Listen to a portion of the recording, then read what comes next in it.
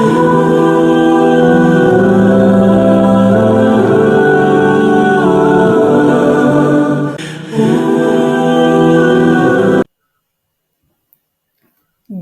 අපතේ නොයවමු. ස්වභාව ධර්මය අපූර්ව දායාදයකි ජලය. එය කිසිවකට සම කළ නොහැක. හේතුව මිනිසාගේ ජීවිතයට ජලය අත්‍යවශ්‍ය බැවිනි. භූමියේ 70%ටත් වඩා ඇත්තේ ජලයයි. මුළු ලෝකයේම පැවැත්මට ජලය අත්‍යවශ්‍යයි. ජලය සුරකිය යුත්තකි. මෙම ජලයෙන් මිනිසාත් අනෙක් සත්ව වර්ගයාත් ප්‍රයෝජන ලබා ගනිති. මිනිසාගේ එදිනෙදා ඉවුම් පිහුම් කටයුතු වලටත් අපගේ ශරීරය පිරිසිදුව හා නිරෝගීව තබා ගැනීමටත් වගා කටයුතු වලටත් ජලය අවශ්‍ය වේ. ජලය විවිධ අයුරින් අපවිත්‍ර වේ.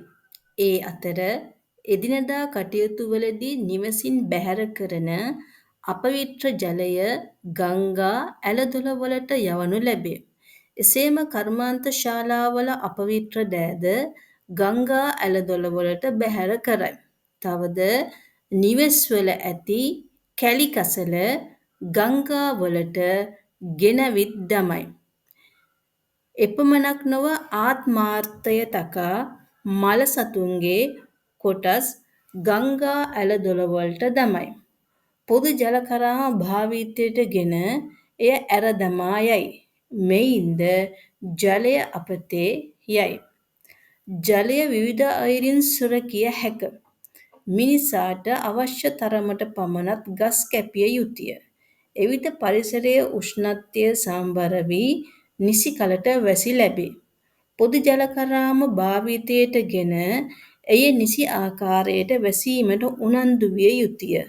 එසේම රජයද ජලය සුරැකීමට නීතිමය පියවර ගත යුතුය. ජලය ධනයමෙන් සුරැකිය යුතුය. මිල කොළ නොහැකි සම්පතක් වන ජලය අපතේ නොයවා සදා සුරැකිමු. ජලය ධනයමෙන් සුරැකිය යුතුය. මිල කළ නොහැකි සම්පතක් වන ජලය අපතේ නොයවා සදා සුරැකිමු. මේ රචනාව මම ගොඩක් සරල කරලා තමයි ලිව්වේ. මොකද දෙවන බස සිංහල ඉගෙන ගන්න ළමයිට සංකීර්ණ ලිව්වොත් තේරුම් ගන්න අමාරු හන්දා මව් බස ඉගෙන ගන්න ළමයි තවත් අදහස් මේ රචනාවට එකතු කරගන්න කියලා මම ඉල්ලීමක් කරන්න කැමතියි.